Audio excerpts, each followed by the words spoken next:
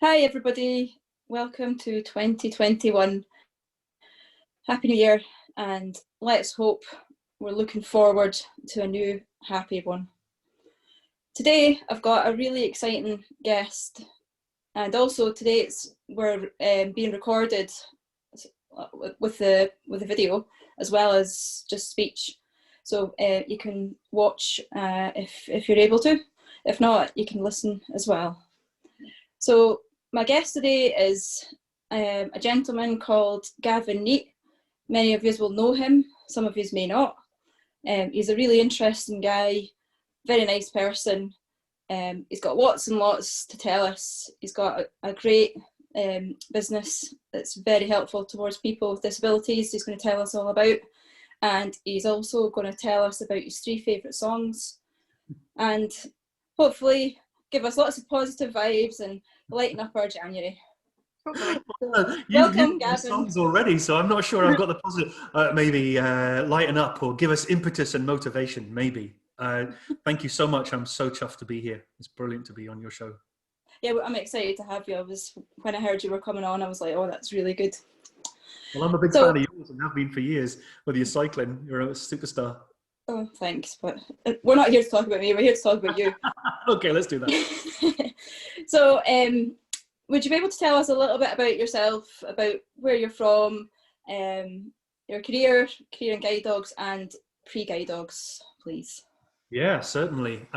So you might be able to tell from my accent that I haven't, although I don't sound Scottish, but in my heart there beats a Scotsman, even though I was born in Surrey.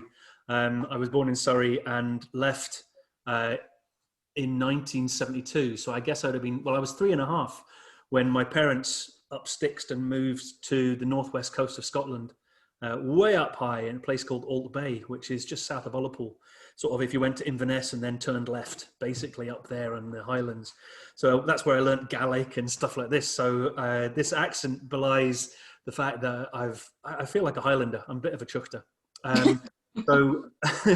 So I then moved, my parents split up, and then my half of the family, my mum and the kids, we all moved to Callander, which right.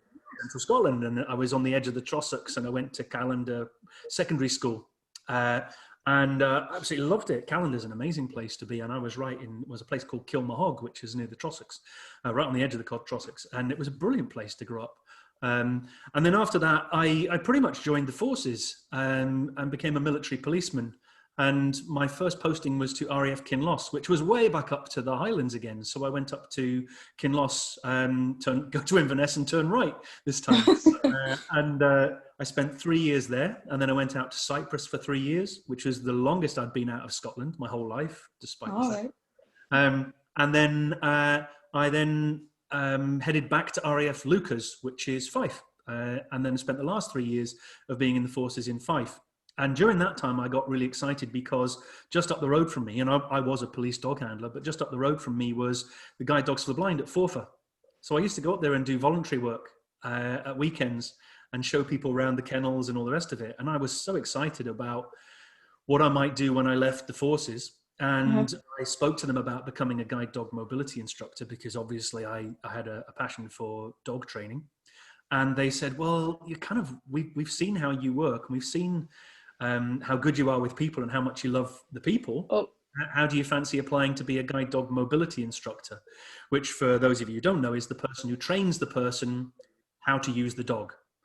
So they're a bit of a glory hunter, really, because they're right at the end of the sort of the relationship the dog has with the association. The dog goes through the puppy walker for a year, then it goes to a dog trainer at the guide dog training centers. And then at the end of that, the dog is then put forward to advanced training, where it goes to a mobility instructor who trains the dog, does the polishing off of the dog. I don't know, you're allowed to polish dogs, but and then matches the dog with the client. And that was the bit I loved, because as much as I liked dogs, I really enjoyed that day when I handed them over. And people always found that quite confusing with me because, but all dog trainers are dog lovers. And I wasn't a dog lover. I was an independence lover. I wanted to work with the people. And I found a real buzz. I used to get goosebumps on a regular basis watching my client walk off down the street with their dog. And that was 18 years. I spent 18 years So start with at Forfar, and then I moved to Edinburgh, and I continued in Edinburgh as a mobility instructor and on my own initially, and then as part of a team. And that took me into the world of technology. And I could talk, Laura. You understand already. You knew that I could talk, but that started my world and my understanding of technology. And I shall pause there because that pretty much brings me up to where we are. Okay, that's very interesting. I knew you were in the services, but I wasn't sure exactly what you did and how the dogs came into it. Yeah. So that's very interesting. Yeah, I think you must have kind of left guide dogs maybe just about the time that I started with guide dogs, as in getting my first guide dog. So I never came across you in guide dogs. Yeah, maybe I left guide dogs in 2015, but I had a year sabbatical. So 2014, October 2014 was my last chance of being with guide dogs. But at the end of my time with guide dogs, I was pretty much doing north of England a lot of the time. I was in Durham. Oh, right, yeah. Although I still worked and lived in Edinburgh, and I was part of the Edinburgh team, I was just helping out the northeast of England team. Oh, okay. Yeah, because I got my first guide dog in 2012, so there was a couple of years overlap there. But of course, I think that area, the central Scotland belt, was under the remit of Forfar still. Yeah, so it was back then, yeah. Matthews and people like that, he would have been sort of like into the central Scotland as a mobility instructor, and I was further south in London and Edinburgh, where obviously there was a high proportion of people. Yeah, great. So is this a good time for you to tell us your first song choice then? Well, I don't know, which one have you got on the turntable? I think, and I know all three, obviously, but I can't remember which one did I say first. Was it Lindsay? I have The Greatest up first.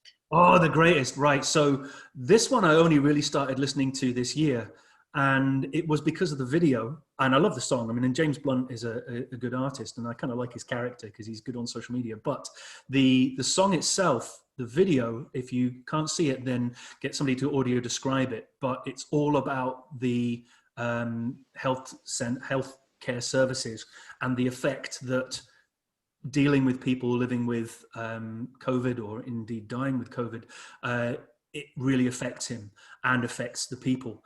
And there's a scene in it where some of the nurses and doctors take their masks off, and you can see the face mask, and you can see bruising around their faces. And I'm getting goosebumps thinking about it right now because it just really affected me.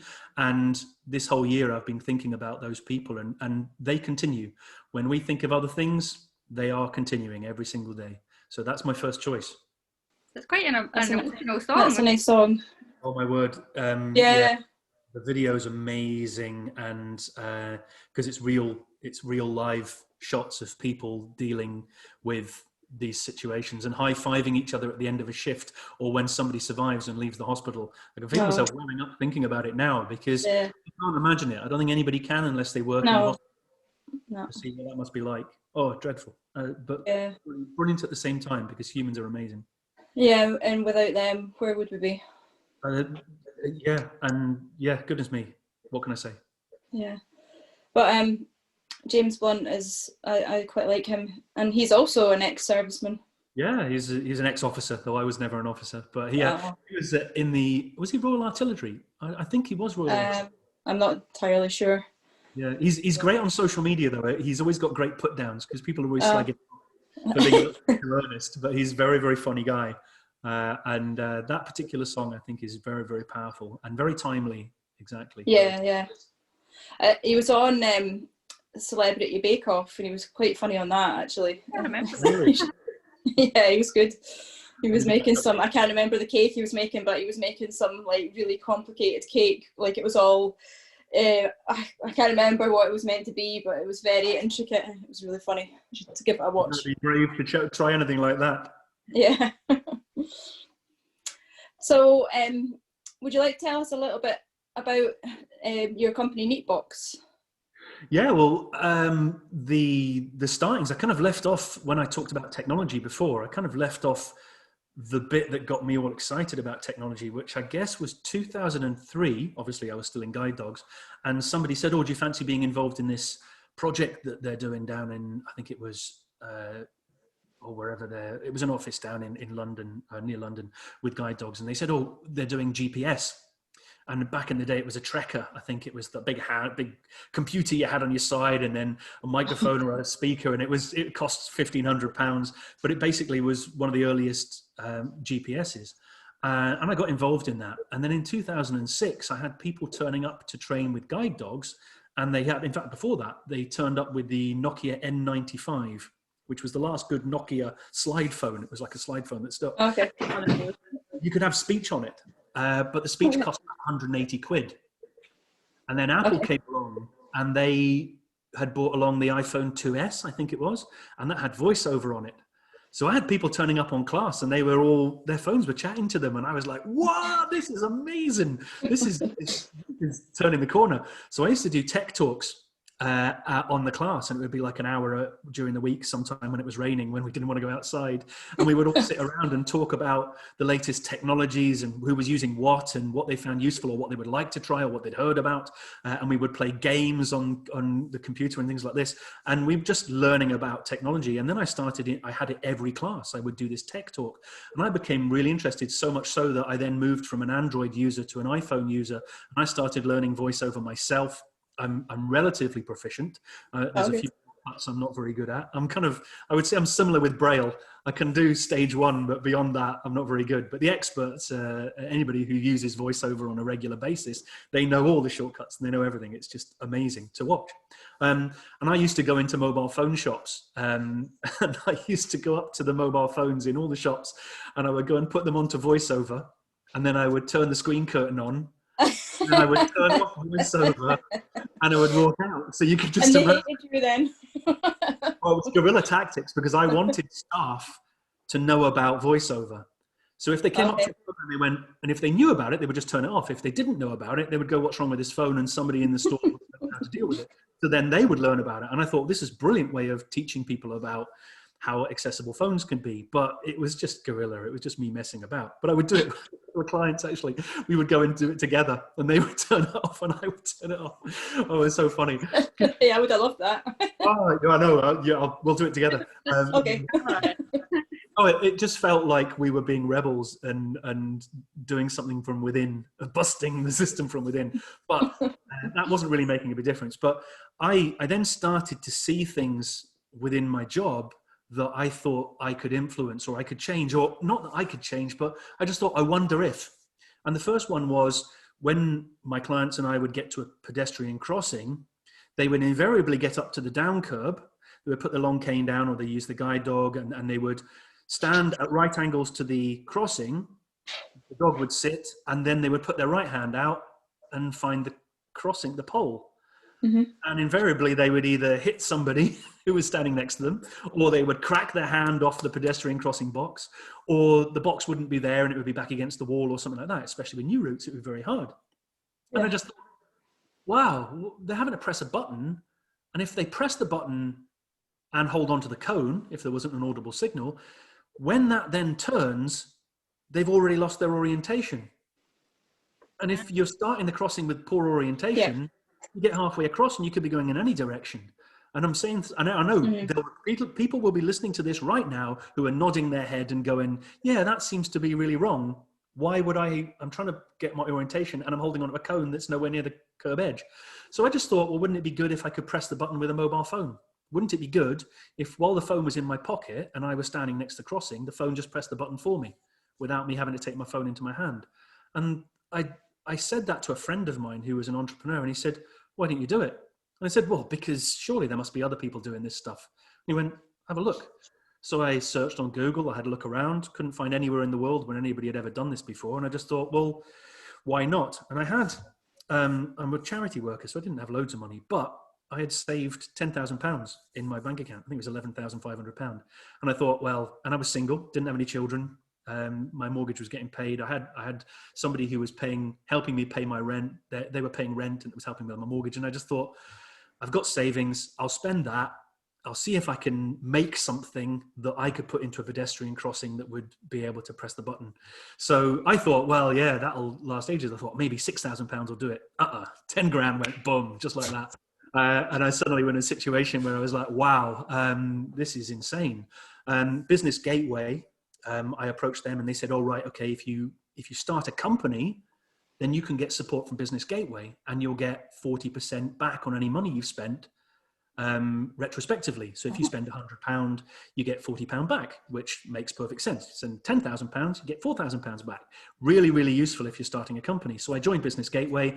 I then had to start a company at Company's House, which I called Neatbox because it was a pedestrian crossing box and my name was Neat, so it just seems reasonable. And then I was in a situation where I had a piece of hardware that I could put inside a crossing, and I had a smartphone app that was designed for iOS, for Apple at the time, and I actually had a solution. I had the ability to stand next to the crossing and press the button at the pedestrian crossing. And lo and behold, amazingly, I was the first person in the world to ever do it. I invented the world's first pedestrian crossing operated by smartphones. And I was a guide dog mobility instructor who trained guide dogs for 28 years, or trained dogs for 28 years, left school with 3 O grades. That was it. And now I'm in a situation where I've got... Amazing. I've got a company, I've got a solution, everybody needs a solution, doesn't exist anywhere in the world, what am I going to do? And ultimately I realized I had to leave guide dogs, otherwise it would never get done. And I never wanted to leave guide dogs. That was my job forever. I didn't want to leave. But in 2015 I had to leave, and that was when I realized that was it. I was full into this with no pay. I wasn't getting paid for anything, so I was just living off nothing. At that point, I realized I had to sell my house. So I sold my house and then started living off the proceeds of that. Yeah, that's amazing. I can't believe you did that. I guess you could say that all the stars were in alignment. I didn't have family. I had savings in the bank. I had a real passion for the solution. I understood technology, and I'm a driven person with a high moral code. And all of that came together to lead me to go, yep, I'll sell my house. I'll put that money into the company. And I ended up renting from a friend, Wow. leaving guide dogs, lost my career that I loved because I was so driven. Now you have to be insane to do that, but that's what it takes. Yeah, very passionate. So I've got a question about the button app, because I've never actually used it because I've never been anywhere near where there's a crossing. Yeah. But if you're near the crossing and it connects to the button and it presses it for you, if it's not audible, then how do you know to cross? Oh, you're a reporter, not just an interviewer, because that's a super question. So when I originally, the very first iteration of the app, the phone beeped and vibrated. So when the green man came on, the phone went beep, beep, beep, beep, beep, and vibrated. And I took that to the traffic industry and they said, oh no, you can't possibly have that. You can't have a phone telling people when the green man's on. And I was like, but okay. And I removed it. I had to get rid of that, which was a real shame because that was part of the solution. But at the same time as me designing this, I realized that this was a massive problem for wheelchair users and people with walking frames, and even a parent with a pram or somebody carrying bags. And I thought, well, I can't stop now. I can't just go, this isn't a full solution, because actually the vast proportion of people who have a mobility impairment who can't use the button aren't visually impaired. So I started going down that route, realizing, of course, that I could still press the button for those people where there was an audible signal. Yeah. And later on, I realized I could turn on the audible signal purely by the fact that the crossing knew it was being pressed by my phone. And that's where we got to. Now, that then helped in areas where the signal was being turned off after 10:30 at night, say, for instance. So some places they turn off the signal, right. 10:30 at night. And I was able to say, well, I can turn that signal back on again. Oh, right, that's cool. Yeah, well, it was the next opportunity. It took 2 years to get there, but eventually that was a solution. You know that occasionally solutions will present themselves. And now we're working on the ability to actually know exactly where you are on the crossing, to know which crossing. So you pick the pole that's closest to you. You don't, the phone does. It says, right, this is where I want to press the button for. So I know there are 3 poles here. This one's closest. I'll press the button on that one. So those are the solutions that you come across. But what you can't do when you are coming up with a solution is when you come up against a barrier, you don't just retreat and stop. You find ways around it. And sometimes it means treading water until a solution presents itself, but you just can't chuck it all in. And you realize wheelchair users, power chair users, there's another video, fantastic video online of 2 power chair users using it for the first time who both have cerebral palsy. And I realized when I saw them using it, I went, oh, wow, I can't stop. I've got to do this. Yeah, that's great. Yeah. So if people who are listening are thinking, oh, that's amazing, how can we get that in our local area? What can we do to help you? Well, this is, what can I do to help you? I think that's, this is a community of help. I am not a businessman, or I am now, but I was a mobility instructor. Everything I did was for my clients. I wanted my clients to have independence. And I was a sort of part of a new breed of people that understood the social model of disability. I understood that the empowerment of the individual was all important. And I had this feeling that charities, maybe, although their work was brilliant, had maybe come to a turning point. And we see it on social media all the time. Charities have come to a turning point where they have to involve more of the people that they help. And I think they're still catching up. A lot of charities still don't represent the people that they actually represent by employing the people within them, for instance, as an example. And I just wanted to involve people. So for a start, the app is free. It's totally free. I didn't want people to have to pay for this. So it's paid for by the council when they install it. So the app is free. Within the app, people can request new venues. So let's just say you live in Inverness and you want a pedestrian crossing in Inverness. You go into the app, you press I think it's the settings or the help button, you go in there and it says, where would you like the crossing? And you say, I want it here. Now, if you've got one person requesting a crossing, you might talk to a council and the council might go, yeah, brilliant, one person needs it. Or they might say not. But if you've got 100 people saying we need a crossing in the city centre, that's 100 people saying they use it. Now this system only costs about £1,000 per crossing. Okay. So even if they didn't want to spend money at the start of the year, right at the very end of the year, the financial year for them in April, if they've got £5,000 and they think that can't possibly buy anything, well, that's 5 pedestrian crossings that they could install. However, if we got all of the people in central Scotland, in fact, all of the people who listen to this podcast or watch this, if every single one of them downloaded the app and then said, I want that crossing at my crossing in my local area, it would happen. It would happen. Okay. Craig, there was a chap called Cool. Craig Happel. Oh, I'm going to do that then. I think we only have one pedestrian crossing in the town I live. It's a small town. Yeah, the whole town of Irvine is all pedestrianised with this system, and the whole town of Largs is pedestrianised with this system. But we've got other ones. We're just there's one in Bargower at a riding school for riding for disabled, so that you can press the button without reading across to press the Pegasus button. So yeah, if you're listening to this, download the app. And we'll tell you how to do that later, and request where you want it next. And I guarantee you, I will move mountains to get it installed next to you. Yeah, it's as easy as that, basically. Yeah, simple. Great. So people, please, at the end, Gavin's going to tell us how to download it and everything like that. Please get on there and get your finger out. Well, we can make change happen. We can make change happen. But it takes us as people, rather than thinking we have to tell our MSP, which is useful, but actually be proactive. My company wants to be told what you want. So tell me what you want and I will do my best. Excellent.